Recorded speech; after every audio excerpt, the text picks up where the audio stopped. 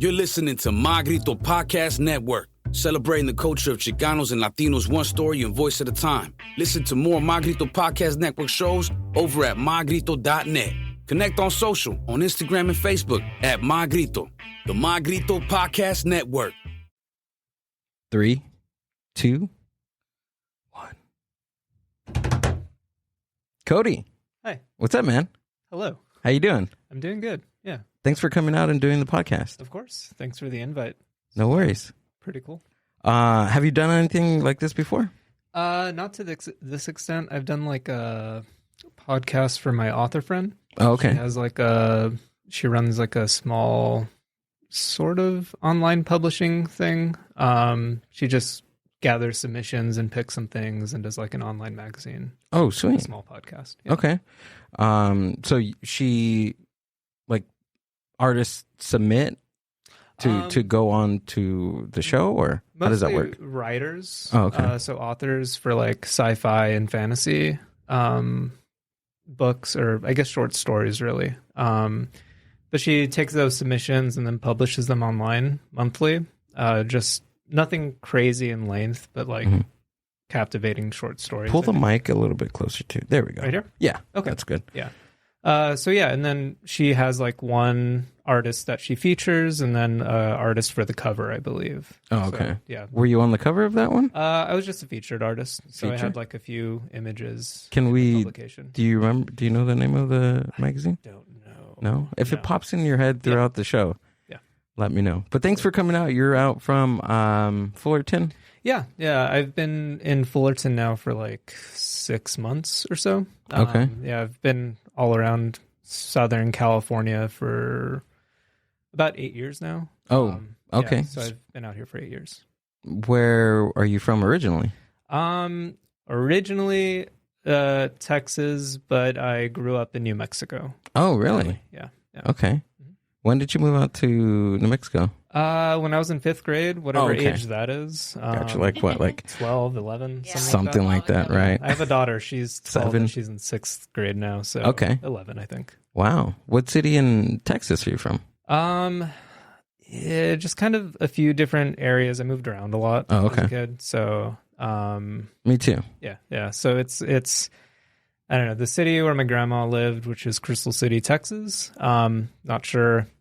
No one probably knows where that is. I just know where Houston is, Dallas, and Austin. Yeah, so it's like south of Austin area. Okay. So just that part of Texas, like between there and Austin, like San Antonio, Austin, there. So, yeah. So majority of your youth, you were out in New Mexico. Yeah.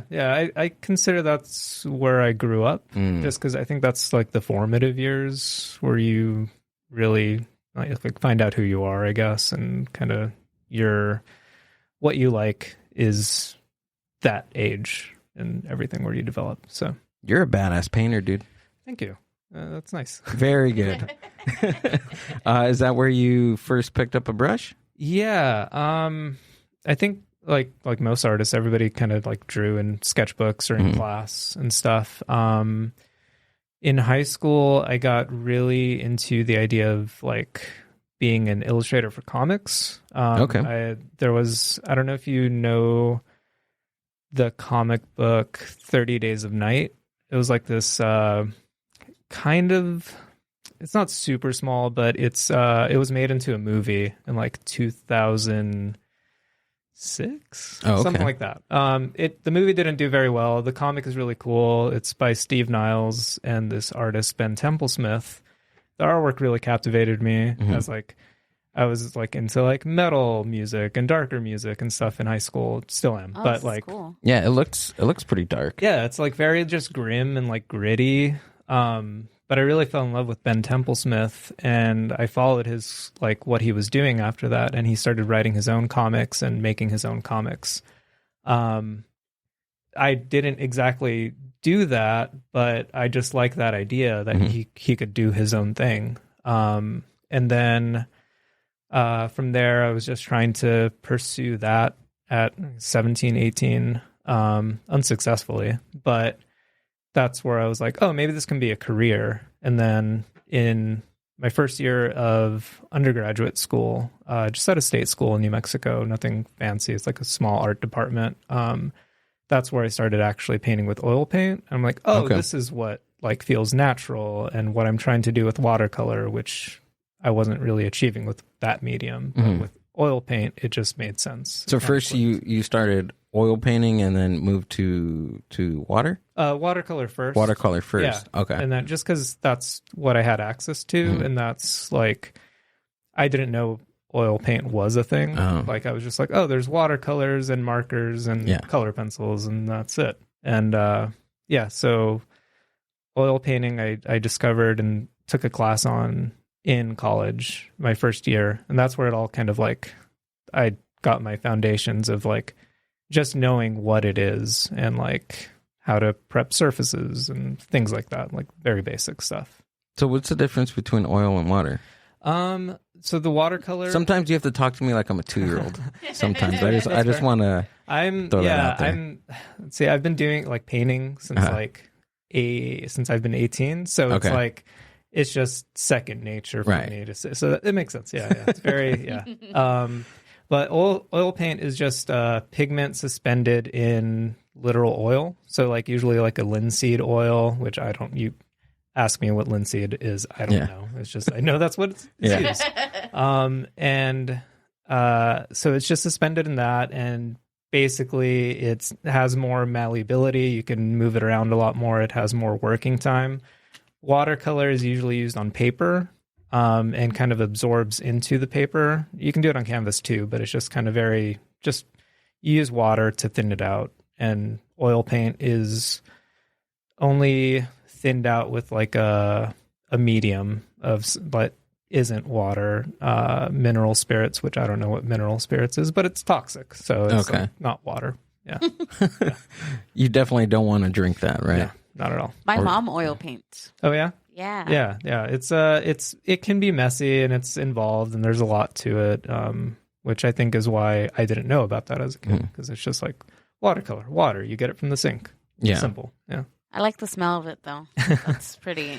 I know it's probably not good. Of the oil paint? Yeah, the oil paint does smell good, but it's like the mediums you have to worry about. And like the things that you clean your brushes with, that's like the stuff that can be toxic.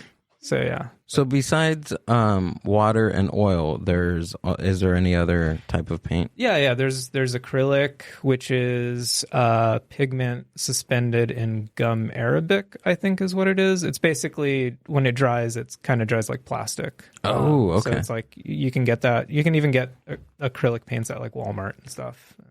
Yeah. So some of it's like when I look at some canvas paintings, they have like some like texture, like thick, hard texture to it. Is that acrylic? That can be. Yeah. Sometimes, I mean, usually what you see in museums where it's like really thick paint, it can be acrylic, but most of the time it's oil paint. So it just depends. I don't know. It's hard to tell sometimes. Sometimes it's really obvious if it's like very just lush, I guess, versus like kind of plastic looking. Okay. Sometimes there's you can hardly tell the difference. So a lot of that technology of like developing the paint and stuff has come a long way. Where like I know like my professor in undergrad had talked about like he didn't like the look of acrylic paints, but why didn't he like it? There's just like a plasticity to it, and it just doesn't have the same look to oil paints generally. Okay. But if you work with it enough and you understand how to achieve what you want to achieve, right? Manipulate it a little bit. Yeah, okay. It's so comparable now. If you know what you're doing, you can get it to look like oil paints. There's a lot of stuff where it can get the look of it. It won't be 100%, but it'll be like 92% or something like that, close to it. There's like a few things that you can't exactly do what you do in oil paint in acrylic, but you can get pretty close. Oh, okay. Yeah. There's a lot of paint nerdy things. Sounds like a lot of nuances with that. Yeah. Well, I mean, if you've been doing it for as long as you have, you kind of get all the hang of it, right? Yeah. I obsessed over it once I started painting and like got really probably obnoxious about it. Yeah. And now I'm just like, whatever. Use whatever.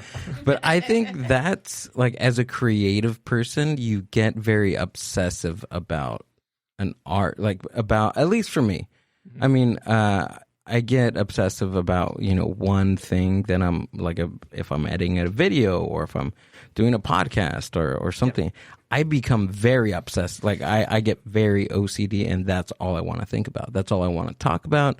That's all I want to search on YouTube, search on Google. Yeah, like these mics and stuff. I'm very much into audio stuff, and like it's like more on the music side of things, but still it's just like, oh really, going down that rabbit hole of like all the gear and like the cables and like why these are better than that, and then there goes like 5 hours of like just searching like cables. 5 hours, 5 days. I haven't even seen Amber to check in on her if she's okay. See, I just get the nicest looking ones. I'm like, all right, these look nice. Yeah. Well, yeah, there's a lot more to go into that. I know. Besides them looking nice and everything. But my craft is food, so Okay. Yeah. I get you guys. Her art form. Yeah, she makes the food and I eat all of it. Nice. As we can tell. But besides, painting and doing what you do you go out and go check out art shows? Yeah, I feel like I haven't lately. So typically I do. Oh, okay. I actually like a year and a half ago, started working at a gallery in Los Angeles called Think Space Projects. I used to go there all the time, and then a few other gallery openings and things like that. And there's a lot of artists that I follow that I like have loved since I moved out here and before. So I make sure to like go to what shows I can. But now that I work at Think Space, like I'm there, I work the openings there. What are openings? My friend was telling me about some openings, and I didn't really get into asking him what that is. It's like shorthand for like an opening reception of a new exhibit, basically. Okay. So like another show, like Think Space Projects, for example, they have a show once a month. So at the beginning, the first Saturday, typically, they have a new show, so a new lineup of artists, new art on the walls and things like that. And there's an opening reception, and basically it's like, come hang out. Like Think Space, it's basically a party. Like they're one of the other owners, LC, he DJs, so he just has his DJ set up and just like blasts great music all night. Nice. And there's free beer, free wine, free water. What is it? Liquid Death, free Liquid Death. Okay.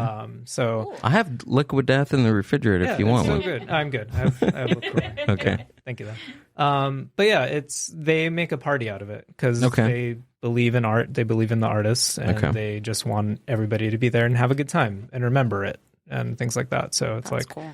Yeah, and not a lot of galleries do it to that extent, but other galleries do just have like more mild openings, or just, depending on what following the artist might have or whatever. It ranges from like, oh, this is very mild, to like, oh, this is a freaking party. This is really fun. That's cool. Yeah. I was gonna ask, because I feel like back in the day, or at least when I was younger, like I like art a lot, but seeing art galleries always felt very, I don't want to use the word, but like snobbish, right? Oh, like for just people of upper class and money and things like that. So I think it for me, it was very intimidating to really like art and be like immersive and going to galleries, because I felt like you had to have money to be like an art snob. Like, what am I looking at? You know what I mean? Like, I felt like every time I was looking at something, I had to find the meaning behind the painting or things like that. And I feel like now things are changing, right? It's a lot more like open and inclusive and everything. Yeah, it definitely is. I think I wasn't around, especially like LA and stuff, like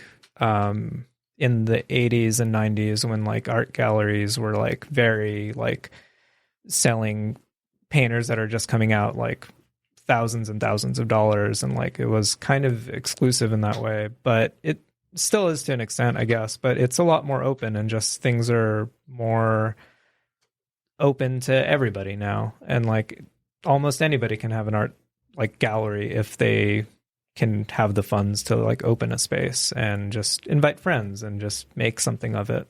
and it's pretty cool in that way. Yeah, it's more like now it's more achievable, right? Like, yeah, I think so. It's always going to be hard to start any type of new business in that sense, but if you can do it, then anybody can. Well, if it makes total sense. But if you become really obsessive about the thing you're doing, I'm pretty sure you'll find a way. You'll find a way to make it work. Yeah, exactly. Mm-hmm. Have you been out to the Cheech in Riverside? I haven't. I should go out, dude. It's really cool. I was there the opening weekend, but I didn't have tickets to go in. So, but I was just there hanging out. A few of my friends were outside, nice. Like vending. Oh, really? Like that day, it was like a big, like almost like art walk, but not on the typical first Thursday art walk out there. Okay. It was just like a Saturday all day event thing. But yeah, I'd need to go in. Yeah, it's really cool. When was the last time we went out there? Do you remember? It was a few months back, maybe right? Like in October. I want to say the first week in October, around there.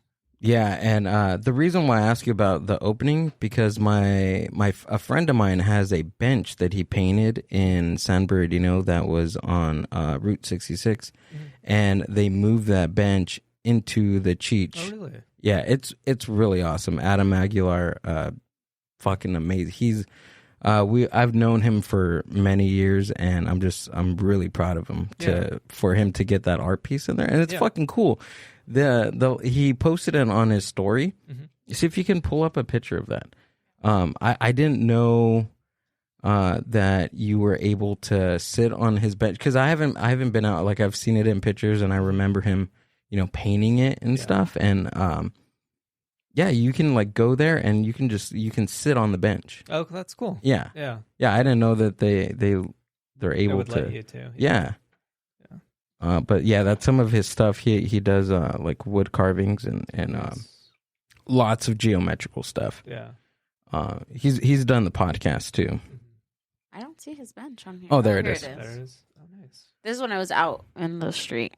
Oh, that's cool. Out in the street, chilling. That's so cool. But yeah, I asked him how long he's going to keep it there, but I guess I don't know if I can say this on the podcast, but they moved that out.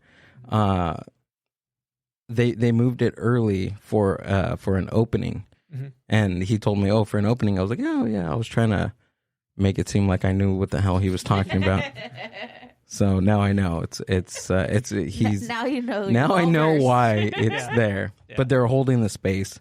But yeah, it's right there. I encourage everybody to go out to the Cheech and check it out. Yeah, I need to go. A lot of my friends had stuff in the opening, like that first chunk of time. I think they just changed over the whole exhibit from what I saw. Okay. But I know like a few friends that had stuff in there, which amazing. Do you know if they move stuff around and they add pieces and move pieces? I think the way it works is there's just kind of like the permanent collection of things that they kind of just like rotate in and out. That's usually how most museums operate, is they have like a stash of artwork basically, and then they just kind of plan programming around, like say there's a certain theme, they'll just pick and choose things that kind of work with that. Generally, that's kind of how it works. And then sometimes they'll like just curate other artwork from other museums or something, or get stuff on loan from other places or artists to have another exhibition in there. Because I think that place probably has like a few different rooms. A few different rooms. So they probably have like different exhibition opportunities in there. See if you can pull up some artwork from the Cheech. Yeah, so it probably looks a lot different than October of last year then. Probably, yeah. There's a good I feel like it just changed over exhibitions. I'm not 100%. There we go. The Cheech Marine Center for Chicano Art Center. Yeah. Riverside Art Museum, and it's pretty cool too. The architecture is really nice. Yeah, it's really cool. I think we got a shirt from that too. Yeah, they said it was a library, right? Library before. Yeah. These are here. Those were there before, right? When we went. Yeah.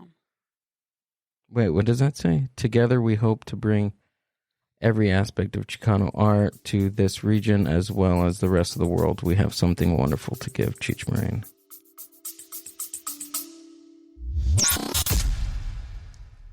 The Mind Buzz is powered by Mind Buzz Media. Mind Buzz Media is an on-site video and audio podcast production company. Have you ever thought about starting your own video and audio podcast? Or do you have an existing podcast that you want to take to the next level? Mind Buzz Media brings a professional podcast studio to you. Visit mindbuzz.org for more. And they said a lot of it is his collection. Mm-hmm. Like he owns. That's really cool. He's a big like Chicano art collector, which I didn't know until like maybe 7 years ago or something like that. And then I think the only reason I knew is because there was like an announcement of like this opening up or plans to open it up. Oh, so it's been in the works for quite a while then. I think so. Really? I think so. Yeah. Dang. Yeah. I didn't know about it until October of last year. Yeah. But yeah, these are the new exhibitions. So yeah, they do change out quite a few. Cheech collects permanent collection. Permanent collection. That's cool. That's how they do it. Imagine having, is that like the artist like dream maybe to have like their own museum of artwork? I don't know if it's what's your dream? What's my dream? Yeah. Just to be able to create like what I want without having to worry about financial stuff. Just being comfortable, like not being super rich or anything, but just, taking care of my daughter and like having a house or something. Nothing crazy, but I think I don't know. Some artists do want like to own a gallery or something like that. I don't know. It's weird. I haven't talked to too many people about like what they want to do with their ultimate end goal thing is. But like for me, it's just I also play music and I want to just be able to write when I have ideas and then just paint when I want to paint. Like there's been times where I have a day off and I just am able to make the most out of it. Everything lines up and then I can be like, let me sketch this out and let me paint this out. Oh, I have this idea. Let me go record this guitar thing really quick. And then like, okay, I have that idea to finish that painting now. So then let me go do that. And then like, it's just this whole day of just like that's creativity. Awesome. And it's just like, those are like really, really good days. It feels good right at the end, right? Yeah. Yeah. Creating something. Yeah. Yeah. That's how I get with even like with music too. Like I'm not the greatest guitar player. I'm not the greatest singer, but just putting something, in the laptop, recording something in the computer and just playing back at it. And knowing that you got your idea out into the universe. Yeah. Because ideas leave. Yeah, they do. Yeah. If you don't get them down. Yeah. My phone, audio recording is just full of like little like beats and rhythms that I have. And just like I'll hear something and that'll get stuck in my head. I'm like, I better record this before I forget because I've done it plenty of times where it's like, oh, I'll remember that. 5 minutes later, I'm like, I've totally forgot. Yeah. No, that is exactly that happens to me, especially like when I because I like writing. I like writing jokes, and I get like a premise in my head or something. I'm stuck in a certain situation throughout my day that I'm like, you know what, this could work. This could be funny. I can throw this can be comical, and I have like a 5-page notes of just premises and jokes that I write throughout the day. Or he'll text me something random and he's like, it's for a joke. I'm like, okay, I won't respond to it. Yeah, exactly. We were at the comedy club last Wednesday, and I'm constantly just like texting her, or like even her sister was doing that too. Yeah. Everybody in her family is a comedian. We're all comedians. We're all comedians. We all think we're comedians. Yeah, do you stand up? I host a open mic in Paramount. Oh, okay. I do it once a month. Nice. And it's a music open mic. It's poetry. It's comedy. I throw in some of my jokes in between, bringing in artists. Cool. And I even get so many good ideas just off the cuff, not even thinking about it.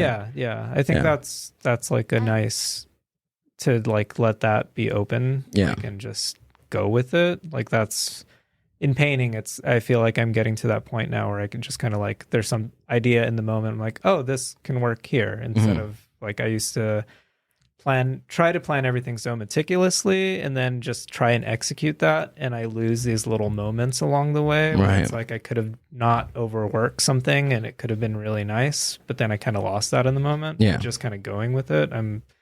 Feel like I'm learning to just go with it. And it's kind of nice to not be so rigid on that stuff. Yeah. I think I excel more in that type of environment because of this, like podcasting. Like there's no script. Yeah. You and I are just having a basic conversation, just talking. And I think I've used that skill and pushed it towards when I'm in front of an audience. Yeah. And I don't know, it's becoming natural to me. Yeah, that's good. Yeah. That's terrifying to me. Yeah. But also another thing too is like even with comics like that I've talked to and just thinking about it, and they like I said, 5 minutes of material, right? And you're like when I started practicing, like I'm reading it and I listen back to the audio and it sounds like I'm reading it.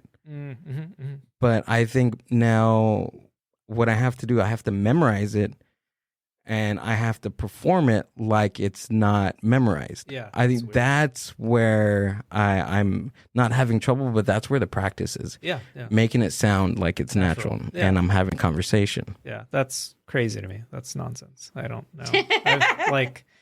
I've had to give a talk once at, my friend teaches at Rio Honda College. Oh, okay. And she invited me out for like just to present my work and stuff and talk to the students. And I was like, I should like plan these things out. And I had like an idea of like what I wanted to do. And I'm like, I can't memorize all this. So I was like, never mind. I'll just like, I have the pictures in order, like kind of chronologically, like instead of writing bullet points, the pictures are the bullet points. Right. Like this is what that is and that's what this is, and I guess that's memorizing in a way. Yeah. Like it, I couldn't like, I don't know, try to write something out. I don't know, that terrifies me. What did you end up doing?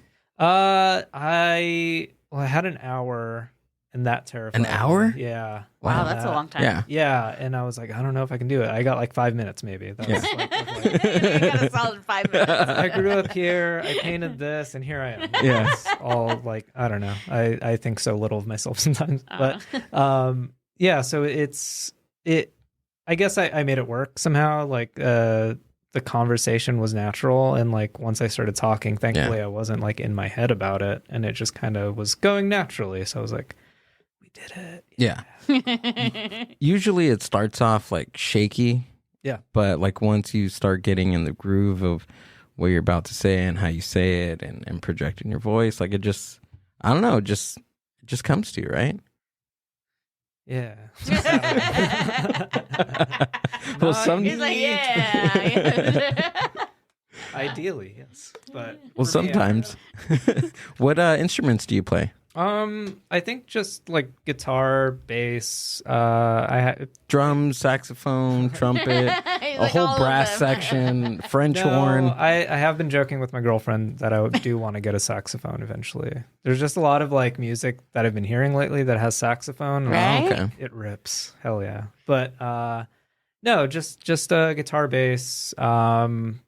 I can't play drums. I used to be able to physically play drums when I was in a band, but I'm completely out of practice. I can imagine it in my head and I kind of know the things to do, but yeah, I'm out of practice entirely. You said you liked metal, right? Yeah. Have you heard of River of Nile? Yes. They have a saxophone player. Oh, do they? Yeah, in some of their songs. Oh, shit. It's badass. See if we can pull that up. Are we gonna get flagged? Just kidding. Maybe, probably, but just play a little bit. Yeah, we might. Well, we didn't get flagged for that Mickey Mouse penis thing. So, True.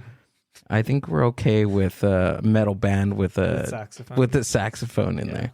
We just had a conversation of we can excel in one instrument. What would it be? And mine was a saxophone. Was it? Yeah, I told you. I said the drums or the saxophone. I don't play either, but I think it's cool. Saxophone can rip. Like, placed in the right context, it just like adds something so cool. Are we connected up here? No, we're not. There we go. Rivers of Nile, The Silent Life. All right, this might be loud. Yep, sorry. Maybe you can skip to a part where They're pretty cool, though. Yeah, I seen these guys in somewhere in downtown LA, I want to say. Let's see. Wait, was that? No, he was singing into the mic. I have to remember which one, but a friend of mine, she's like really good friends with the singer. Oh, okay. Oh, I see it.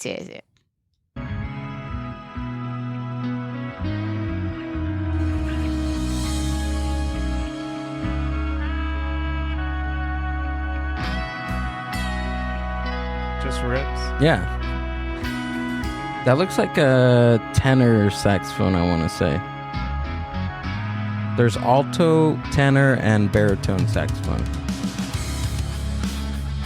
All right. Wow. Yeah, that stuff is just so right? Yeah. All right, I'm sold. I'm getting classes Pretty tomorrow. sick.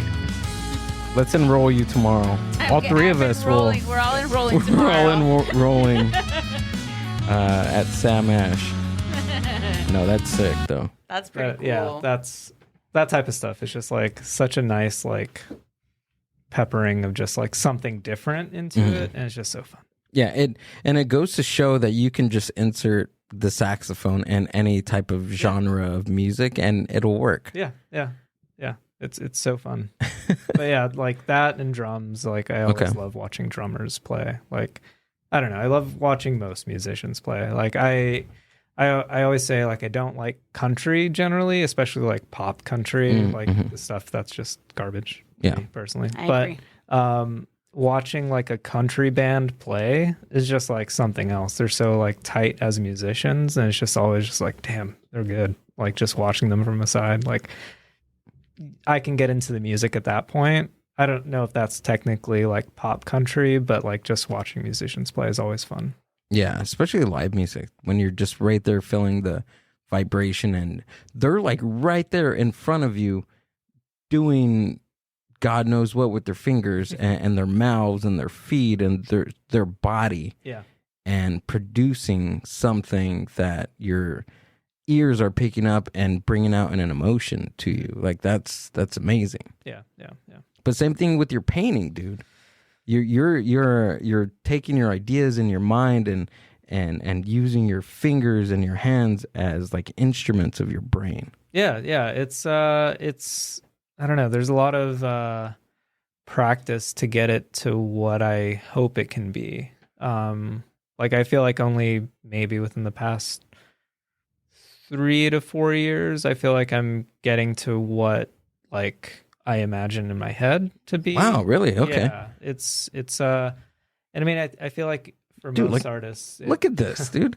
Yeah. What would you call this? Like realism or? I like to call it imaginative realism. Oh, cool. I definitely didn't come up with that term, but it kind of fills in that thing of like it's imagination, but realism. We'll just say that you came up with that. This is amazing. Thank you. Yeah. That's a painting of my daughter's mom, actually. So yeah, it's I feel like this was the painting that led me to be like, oh, this is what I'm trying to achieve. Wow. Like it was a big like it's 4 feet by 6 feet tall. Whoa. So it's a like big my painting. height. It's larger than you. No, I'm not. It's a big painting, and it was like a long few months of like back and forth trying to figure it out what I'm doing with it. Like I knew what I wanted out of some things, but as far as the whole composition, it was like a big struggle. But once I finished, I was like, this is it. This is like what I'm trying to achieve. And how long does it take you to do something like this? Now it doesn't take me that long of a time. I used to think I was a really slow painter in grad school just because I would take months trying to figure things out as I'm painting. But I think this painting specifically might have been about 3 weeks of working on it. And like I have a day job, so it's like working on it before and after work and stuff like that. Because these paintings for my solo show, I was trying to like, I guess, rush to finish just because life comes up and I work and everything. So yeah. What's the thought process behind the fox? Oh, it's a red panda, actually. It's a red panda. Okay, Yeah. I got that totally wrong. It's fine. I mean, that's where the Mozilla Firefox thing comes from. Cause okay, I remember that. Firefoxes. Oh, yeah, because they do look like foxes. Yeah, but they're real. Yeah, they're real. They're real animals. Yeah. Red pandas. These look cute. They're adorable. Can we look these up, please? What are they called? Red panda. Yeah. They're actually so red pandas were about to fall down like a rabbit hole of mine, but let's do it. That's what we're here for. Yeah, so I've always loved these little creatures. They're so cute and adorable. And any video you see of them, like there's that one where the two are standing up, like in a standoff. Oh yeah, this one. Yeah, and they just do that as like they think they're being like, oh, you got me. Well, like they're being menacing or something. Oh, okay, yeah. Off things, but it's adorable. It's not menacing at all. Mm. But back in like 2017 or 18, I won like a little Halloween drawing contest with the red panda just on Instagram. I followed like this account, Carson the Red Panda, which is a red panda at a Seattle zoo. And they were hosting just like a giveaway for like an adoption, like what is it called? Not an actual adoption, but a honorary adoption. Like a virtual type of... Yeah, where it's just you sponsor like the red panda. And I had won it, and since then, like I got really just into like the conservation of red pandas because they're like endangered and everything, and their habitat is like, not completely destroyed, but it's being rebuilt and things. But there's this place called the Red Panda Network, and they do conservation in, I don't know, where is it? I forget where most of the red pandas are, but they do conservation there. And I've just been obsessed with them since. And like, I haven't painted them too much because I feel like I have to honor them in a way. Okay. And I want them to be used for specific things in my paintings that mean something. So there's this painting which I titled Guardian. And in one of my other paintings of my daughter, which is in another post on here, you see it like perched on her shoulder, like looking out. And yeah. That one. Okay. And in my head, it was just like, oh, this is her guardian. Like very oh my gosh, dude. Sort of like what's that? His Dark Materials, that show. I don't know if you saw that show I on haven't, HBO. no. It was a book also, but it's in this like alternate world where people have like animal companions that are like they can talk and everything. I felt like once I saw that show and it was done really well and wasn't cheesy at all, I was like, oh, this is like what I wanted to do. But the things I've seen before are very cheesy. Like I don't like the way it's done before. But that gave me a little more permission to just kind of follow through with that, like this idea of like an animal guardian, because I've always felt like in my life there's been like some sort of guardian looking out for me. I think most people probably feel that to some extent, whether it's just like some sort of comfort in religion or something else, spirituality. But yeah, that was me painting what I feel hers might be. Wow. Yeah. Well, it's amazing, dude. It's an amazing picture. Thank you. It's amazing piece of artwork.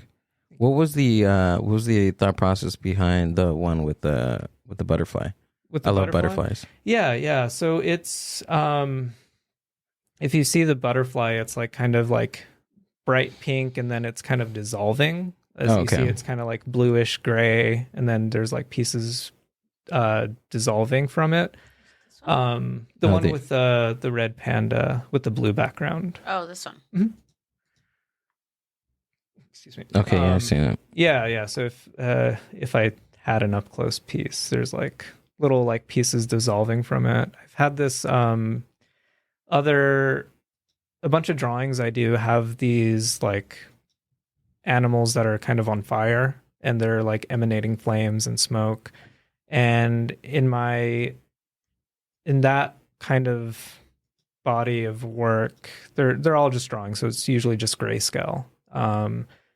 The animals basically are in flames, like burning, and it's kind of like a virus is too strong of a word, I guess, but it's kind of like how people catch ideas from each other, like that are very alluring, but ultimately they're dangerous. But it's like how something is shiny, it can be shiny, but it's dangerous. Like I've always felt like a lot of animals are very beautiful and alluring, but dangerous. So it's like the way I did those drawings, it's just like each one of them end up being contaminated with like an idea or something like that. So it's like they get these glowing eyes and then they start smoking. And then with the red panda, I was like, well, it would be cool to have one where it's like the red panda kind of like not tames, but can kind of like calm that down or something.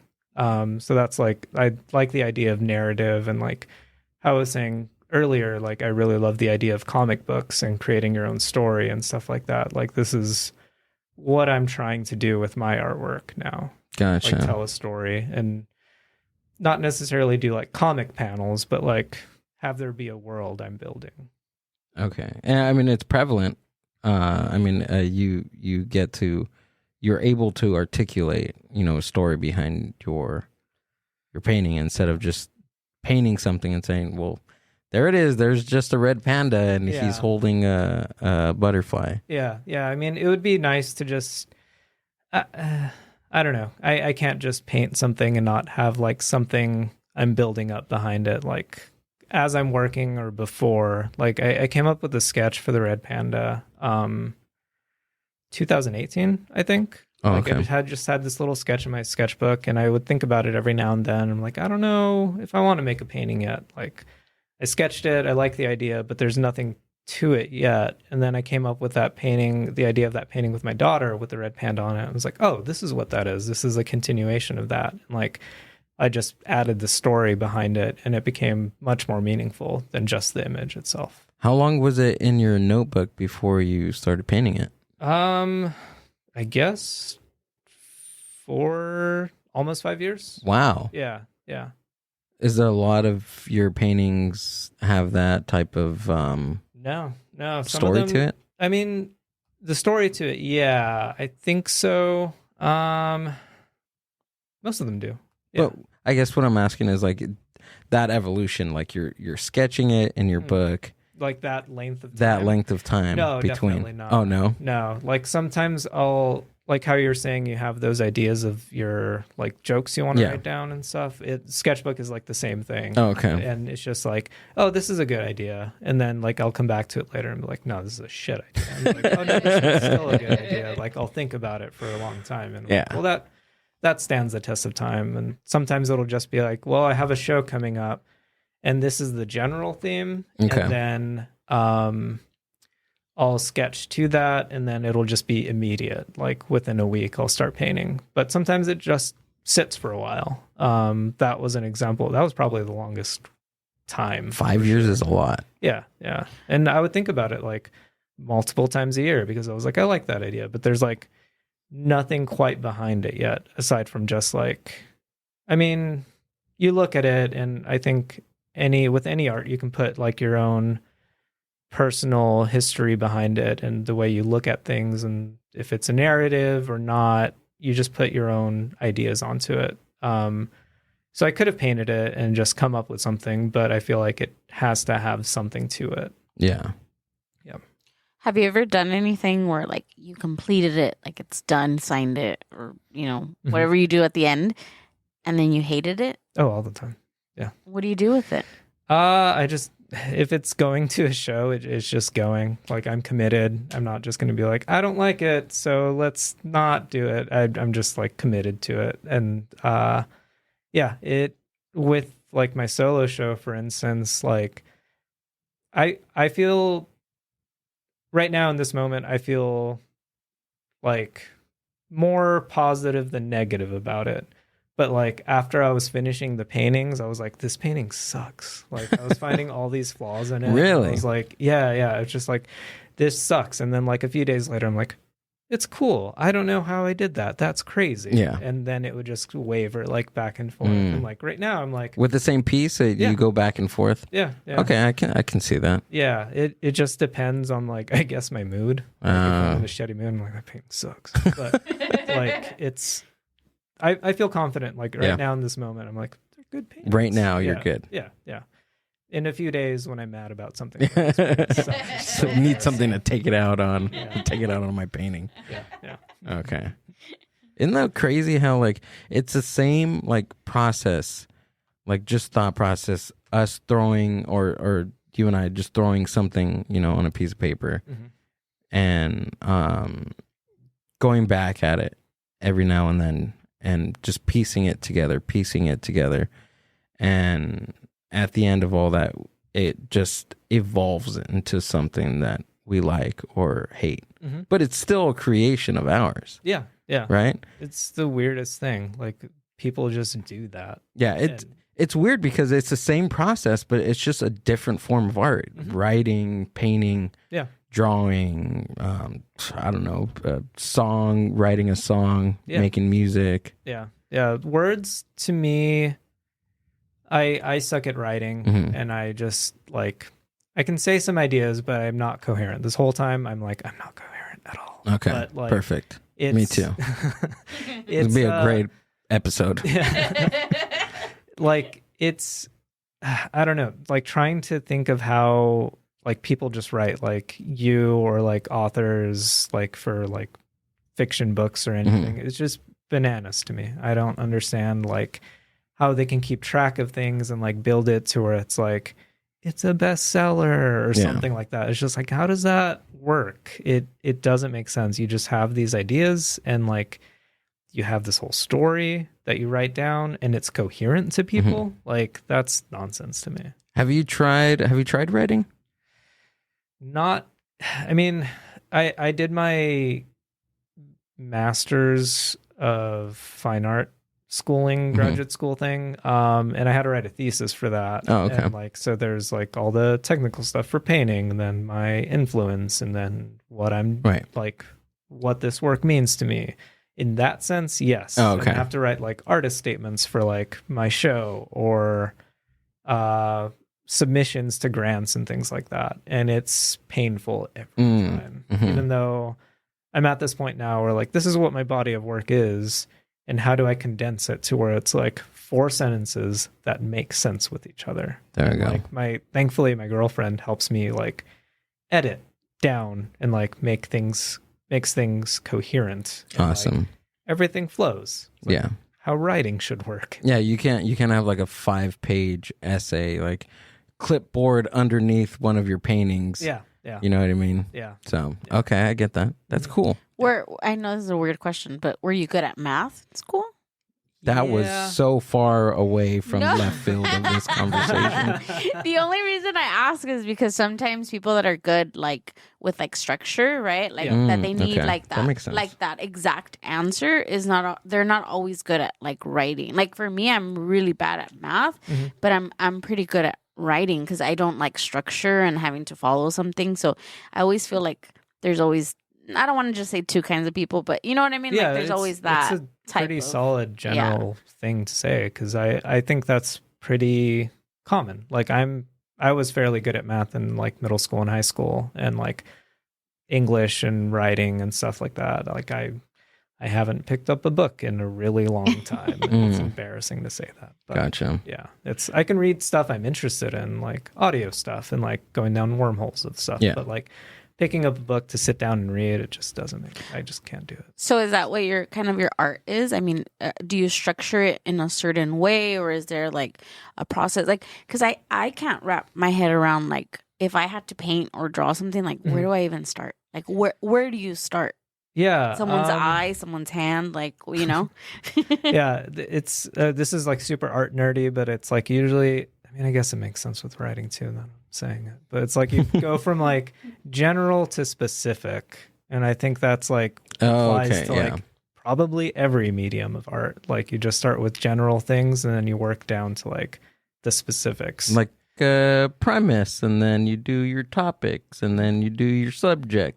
And then from your subjects, you punch it up a little bit. Yeah. Okay. Yeah, it's then your punchline, boom, right there, you get a laugh. Yeah. Then 3 seconds, and then you add something else to it. Yeah. Okay. Yeah. So it's basically that, like you just start, because I had to work against myself, my practices, my habits when I first started painting and drawing. It's just I would be like, oh, I'm drawing a face, so let me start rendering the eye and getting it crazy detailed right away. And then like I work outwards and nothing matches. It's just not quite right. It's like that's what a lot of beginners do. And it's because it's like you know that's what you can do, but then you're not building everything up cohesively, and then things just kind of like fall and don't match quite right because you're putting too much effort in one spot. And that's even now I'll like still fight against that or make sure I'm like, let me not do that.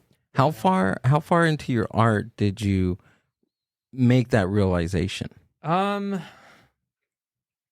think, let's see, I started painting in 2010 a lot, like seriously, I guess. Probably by like 2014 or 15. And it was like, that was after like a few times where people were like, stop doing this. Like instructors were like, don't do that yet. Like get everything up first, get everything fleshed out to the same point, and then you can go in. And it took a lot of that hitting me over the head before I'm like, oh, don't do it. Okay. Like, that makes sense. Yeah. This guy's telling me not to do it. This person's telling me not to do it. Yeah, you know what? Yeah. I think I might believe them. Yeah. So it took a while just because I don't know, is that like being obsessive, and like I'm also very stubborn. And so it's just like, no, I think I know what I'm doing. And I was like barely into it. I was like, I know what I'm doing. I think that's all creatives, right? I think so. Yeah. Most probably. I think we have just this weird brain, like weird part of our brain that just, I don't know. There. You know how there's like characteristics of like murderers and serial killers. Yeah.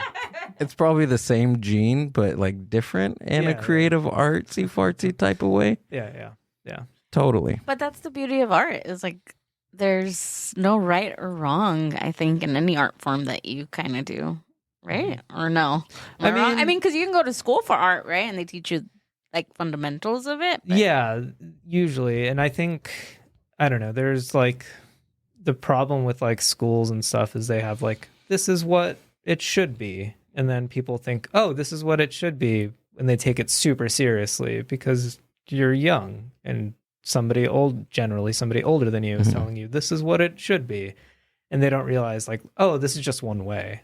And like, I don't think there is any right or wrong with art in any form. Like things that I don't like, for sure. And I think that's only something I'm like, maybe within the past 5-6 years, I'm like, oh, I can just not like something and it's fine. Like I don't have to be like, that sucks. Yeah. And just be an ass about it. So it's just pretty much it's subjective. Yeah. Right. When it comes down to it, yeah. Yeah. There's a lot of stuff like I see at galleries where I'm like, why did this sell? Why is this in here? Yeah. Has anybody told you like to your face, like they didn't like a piece, or maybe like a harsh criticism or something? Not necessarily that they didn't like it, just more like, oh, this is really dark and weird and like creepy. And like, why'd you paint this? I'm like, well, like, and I answer them and they're like, oh, okay. And I don't know what they expect from that type of comment. But I mean, I think that's fine. Yeah. Like, I know now especially the past few years, that like my art isn't going to be for everybody. Yeah. And like there's some artists that they can just hit the nail on the head for everybody. Really? Just, You think so? maybe not everybody, but close to it, right? a lot of people. Yeah. Yeah. And like some that just, you know, I'm not right now, I'm not that person, and that's fine. Like as long as I can like keep creating and expanding and trying to make the story that I'm trying to make visually, then I'm pretty happy generally. How often does your style change, like throughout the years? Have you seen like a change in I think there's in your art? Yeah, I think this past show that I did, the body of work, is a lot more. There's a lot more color to it, a lot more, maybe not vibrancy, but just a lot more. It's not as dull as it used to be.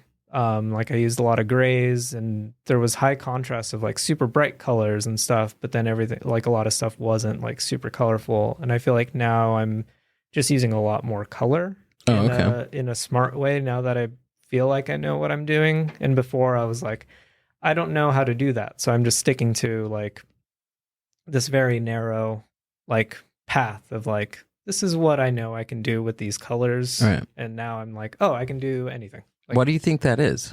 For me, it's because I just didn't have the experience of like, let me try doing this. Oh, And okay, I see. I guess I didn't feel like I could fail. So I had to keep trying to do what I knew how to do. Yeah. And rather than like taking the time to experiment and like seeing what colors work with what and how much chroma, which is just the intensity of color, and like the value of things, which is like bright and dark, and like just seeing what I can do with that. And now I feel like I have a much better grasp of it, and I feel confident in just choosing weird colors and like making it make sense within itself. I see. Yeah. That's fucking rad, dude. Thanks. What t-shirt are you wearing? I keep looking at that. It's fucking Super awesome. colorful. Yeah. It's this artist Skinner. Skinner? Yeah. On Instagram, he's the art of Skinner, I think is what it is. I think if you just type Skinner, it'll pop up. But he's in the Bay Area, I think. 2 ends? I think so. 2 ends. Yeah. Yeah, it's really cool. I've been looking at that. Like, Yeah. Skinner.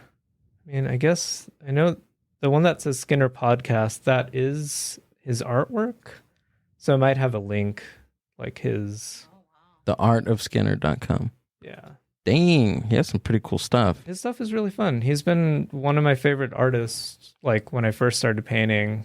Like his stuff is just so like, I feel like he's one of those people. He has a niche, obviously. Yeah. Like of like people that like horror and like comics and things like that. He's like a space cosmic horror ink dude. Stuff is so fun. It's just like he does comics now, and Oh, wow. he like does fine art stuff and does vinyl toys, and yeah, he's just a creative. Dang. That's like super inspiring to me. Just, Do you think that like, because I know like a lot of artists who come out like, and I saw that you had merch and things like that. Mhm. Do you think that's like, I don't want to say evolved, but it's a thing now, right? Like, yeah, like that's a way of potentially owning a piece of your artwork. yeah, right? yeah. I think it's makes art super accessible, and I know like even maybe I don't know back in like the late 80s, early 90s, prints and stuff, like prints of artwork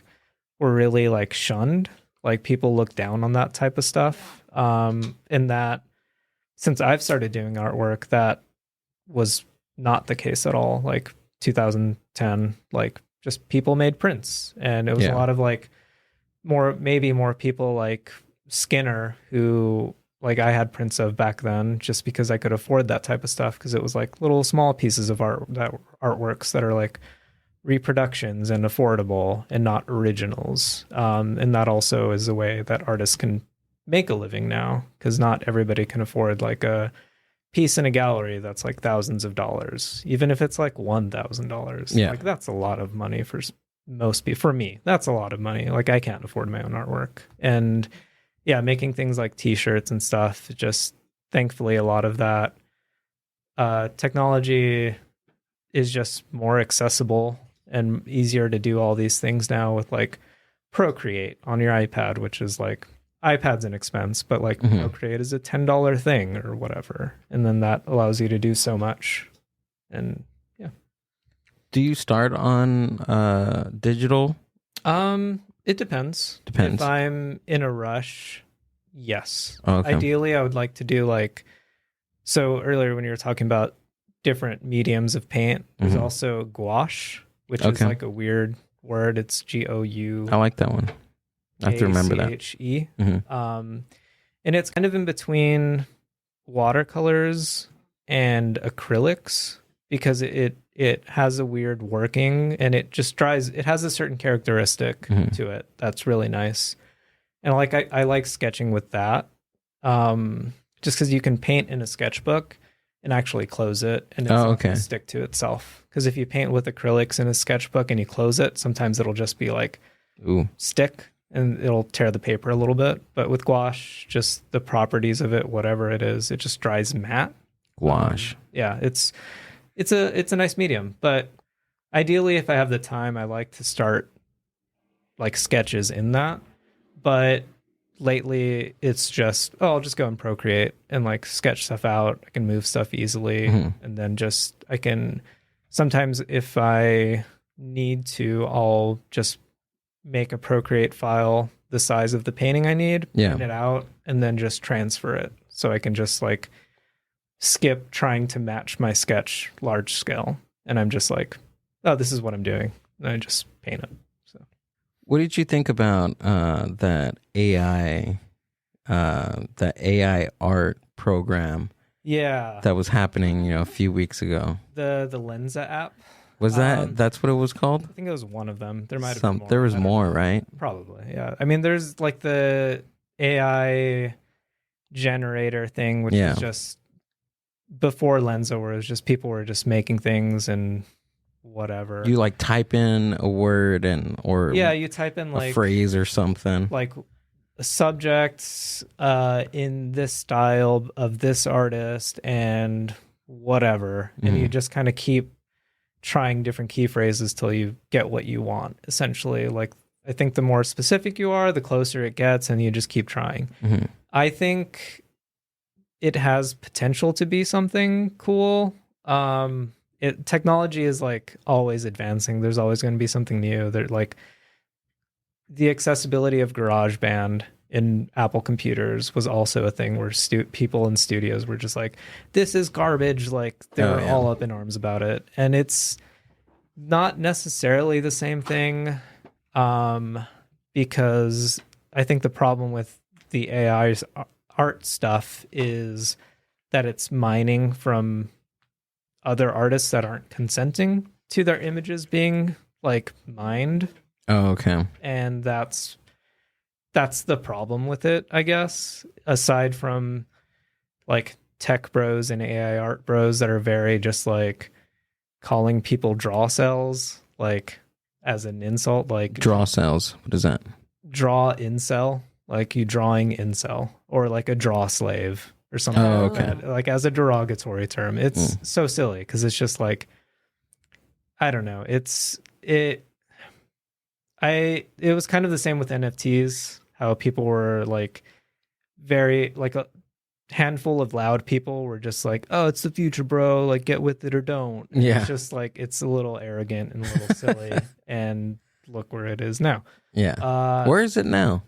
Probably not good. No, I haven't looked into it, but I've heard it's not where it was a year or two ago. I still don't get it. Like, what did it stand for? Non-fungible token. Yeah, I know too much about it. Still don't get it. Much. But yeah, I don't.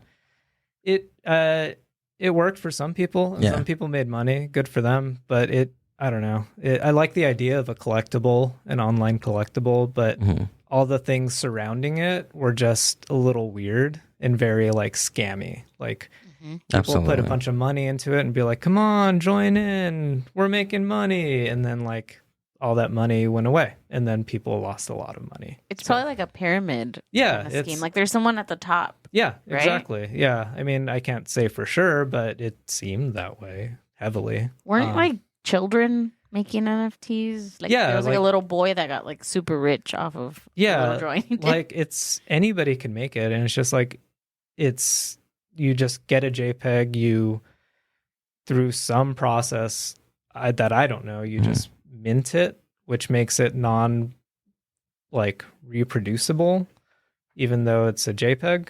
I don't understand that specifically, but that's the idea of it, that it's a one of one thing, and then it just gets passed around and sold and like auctioned and whatever, and people make money somehow. I don't know, but AI art, anybody can make it, which is fine. Like anybody can have Photoshop, anybody can have Procreate, but there's no inheritive, like, I don't even know if that's the right word.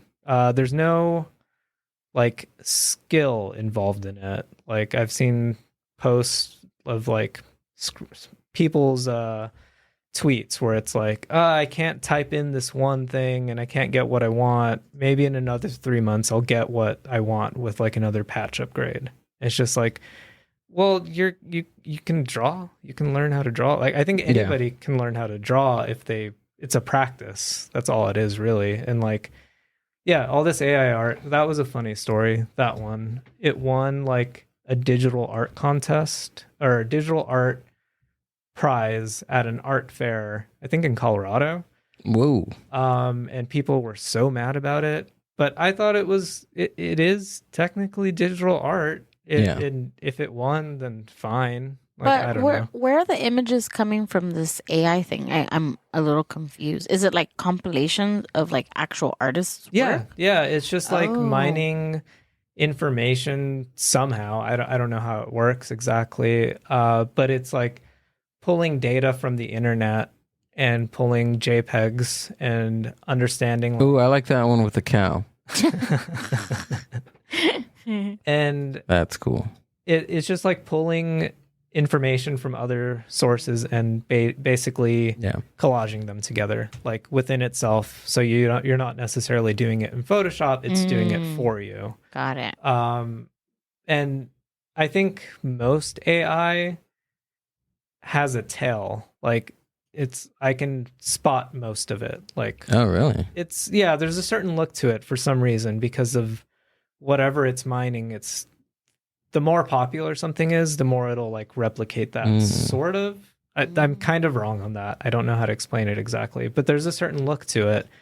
And if you look at like hands, whenever it tries to like replicate hands, it's so wonky and so funny. And like there's people that did like, party scene in the early 2000s, like a bunch of people in a party, and like their teeth are weird, their eyes are weird, their hands, there's like multiple fingers. This is a human. Yeah. I think we can draw a human. Most people Scroll down. I want to no, up. Yeah, there we go.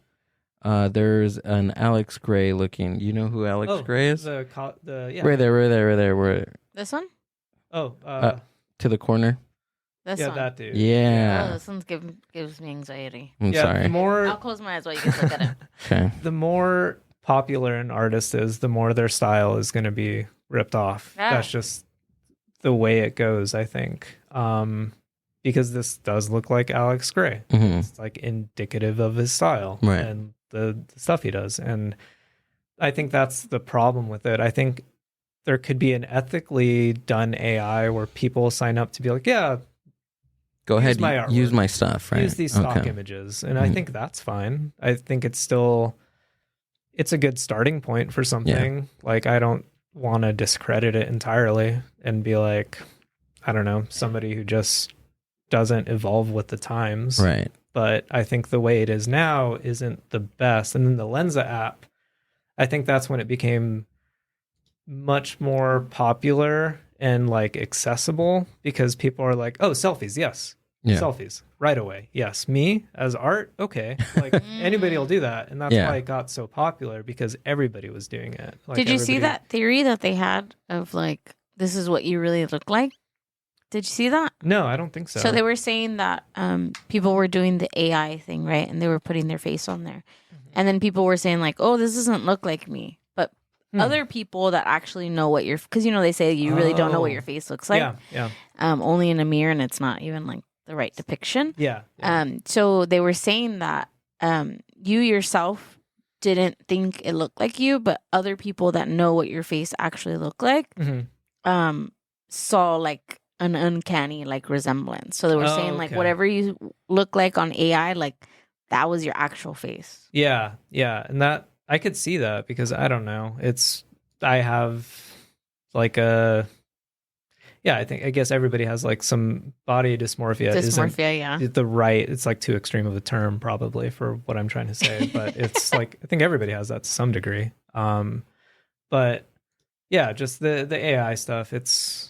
I think it could be fine. It's a good starting point for ideas, and like it's like photo bashing sketches and stuff. But yeah, I think the problem just lies with like where it's all coming from right now. Yeah, most of my friends that are artists, a few.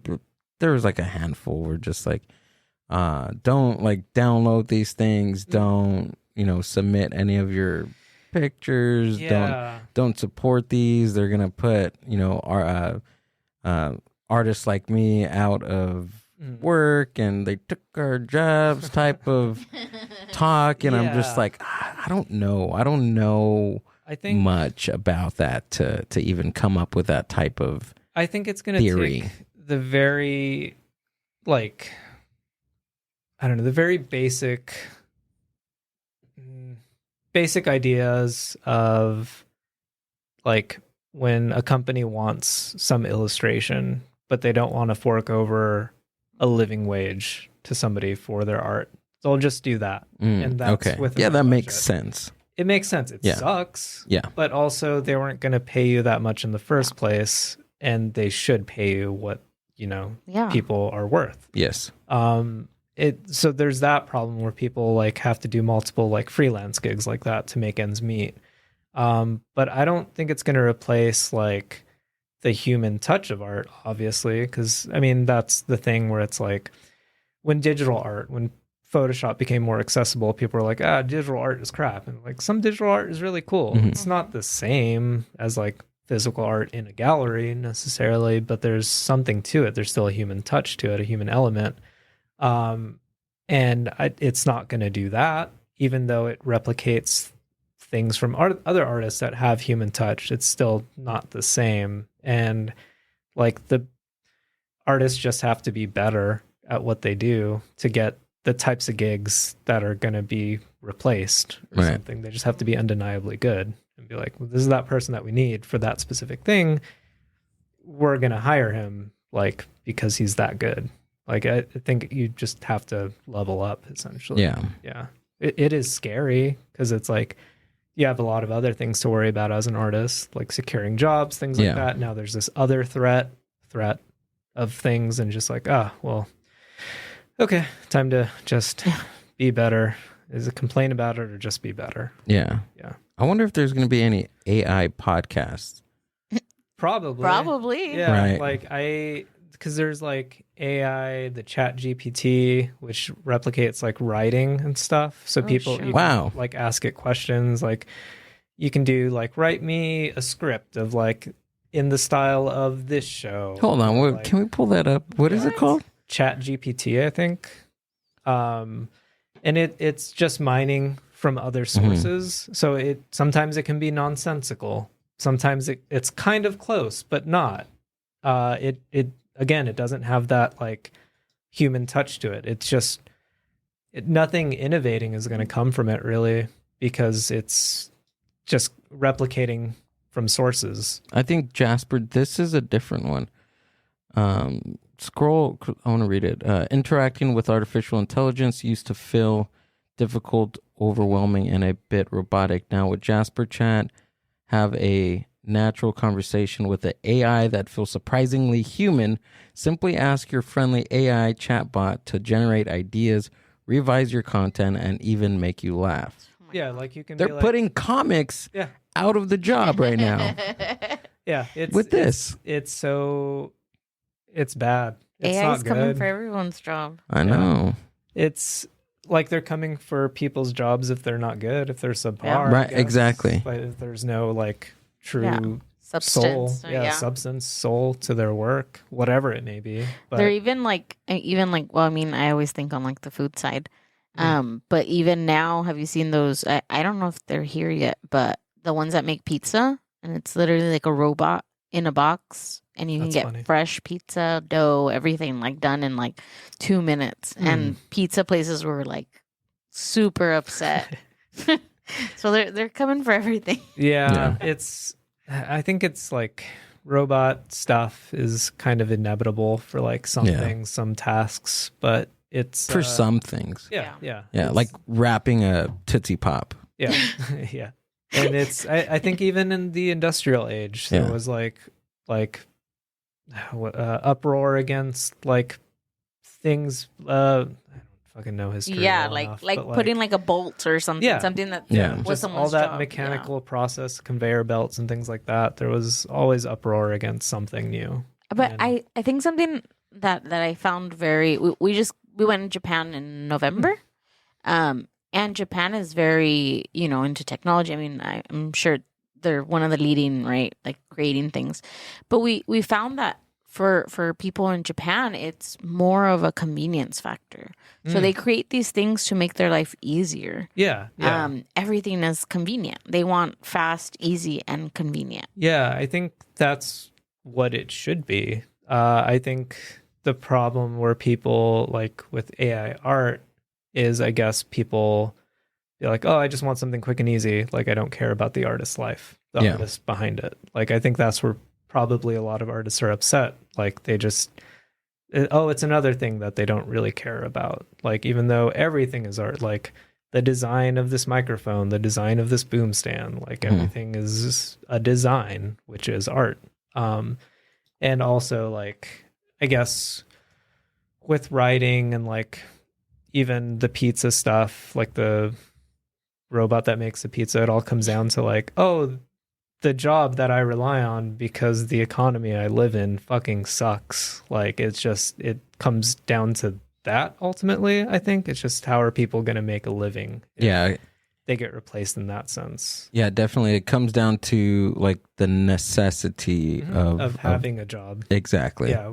As tedious of a task it may be that it can be done by a robot, but somebody needs that job to survive. Yeah. And I think a lot of it comes down to that like fear-based thing.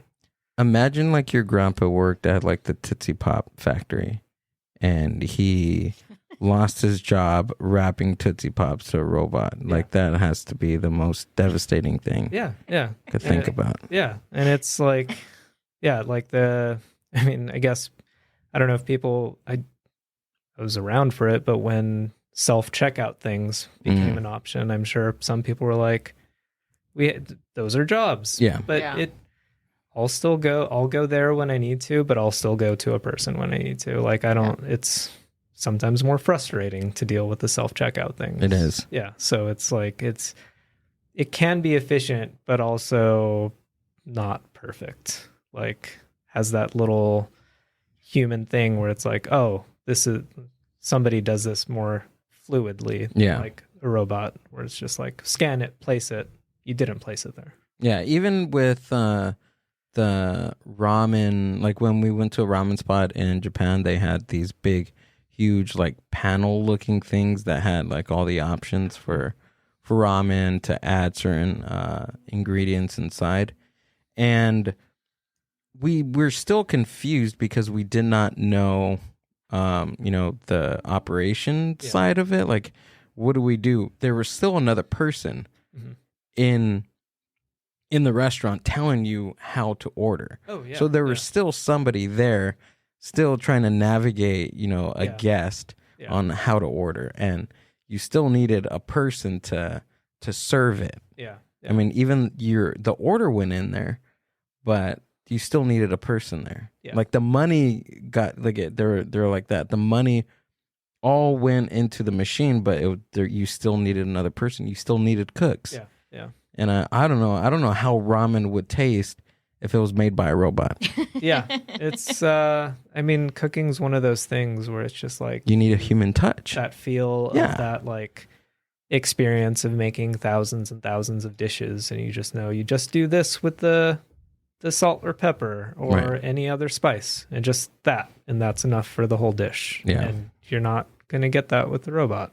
And I think that translates into art too, because I want to be able to see, the different mediums and, I don't know, maybe perfections and imperfections in it versus like digital art. I mean, I feel like everything we see on a daily basis in our phones could be constituted as digital art, and there's a different feel of seeing it in person than on the internet. Yeah, exactly. And that's a thing not everybody gets to experience, or I don't know, I guess being in California, it's like, oh, there's like a lot of art museums, and Los Angeles is there, and there's all these like contemporary art galleries. But like, I was in New Mexico from like 5th grade, like I guess 11 till 25, and up until I was like 18, maybe even 19, I had never really been to an art museum.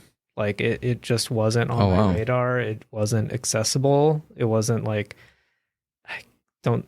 the university in Las Cruces where I grew up, they had an art gallery, but it was small. It's like a state school. It wasn't the biggest. It's the program itself got a lot bigger now. They have a new building. It's fantastic. But like at the time and before my time there, it was like not the greatest thing in the world. But it wasn't a thing like for me growing up, and for so many other people not in like big cities. It's like that's not a thing, like growing up seeing art and stuff. So like most people don't know that, I think. And like I didn't know that, but then it just takes like the right exposure to it to be like, oh, this is like a thing you see in person, and it's not just on like a 4x6 screen or something in your hand. It's like totally different in person. Do you interpret it differently now that you get to see, art that way versus on a screen? On screen? I think so. I think I don't know, being so close to LA, like, and being in LA often, it's like I can see somebody posting about like, oh, this painting will be at this gallery like this weekend or something, and I can see it and I'm like, oh, that looks so amazing, and then I want to go see that in person. I want to go see it in person. But that's also me being an art nerd and like a painter, and not everybody does that. But I think it's I know like what I'm looking for when I'm going. Oh, okay. Like if it's striking in a image on like a JPEG, like I want to know if it's just as striking, if not more, in person. And there's people that can do that, and that's like what you want to achieve, because it's the worst thing in the world where you see a cool design, a cool painting on your phone, and then you go to the gallery and you're like, it's not that good in person.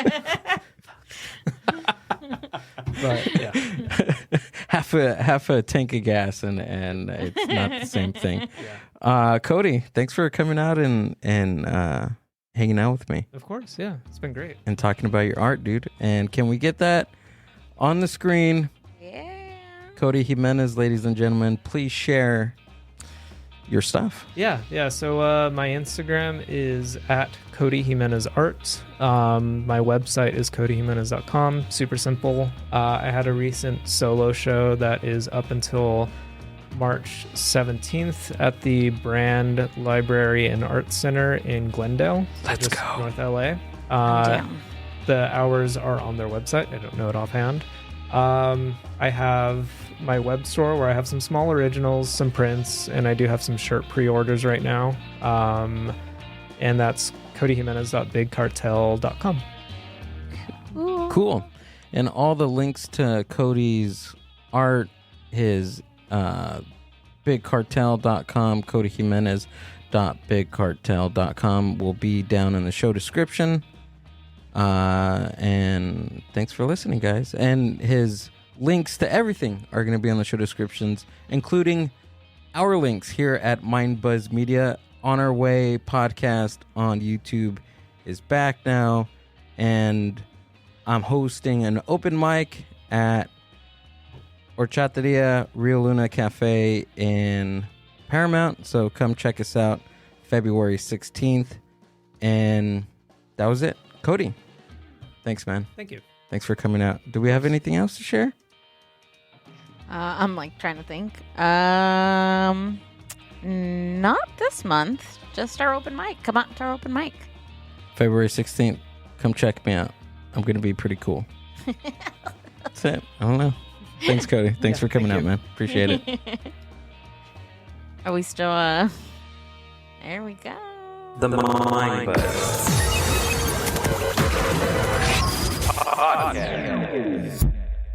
Bye, everybody. Bye. Thanks for listening to the Mind Buzz podcast. Subscribe to the Mind Buzz YouTube channel and watch full podcast episodes. Keep up with the hosts, guests, and upcoming events by following the Mind Buzz on Instagram @the Mind Buzz. See you on the next one.